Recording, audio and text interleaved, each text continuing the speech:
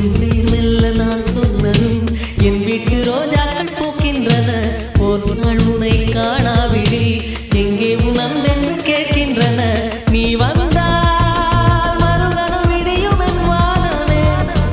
மழையில் நீ நனைகையில் எனக்கு காய்ச்சல் வரும். வெயிலில் நீ நடக்கையில் எனக்கு வேலை வரும். உடல்கள் தான் ரெண்டு, உணர்வுகள் ஒன்று. ரோஜா ரோஜா ரோஜா ரோஜா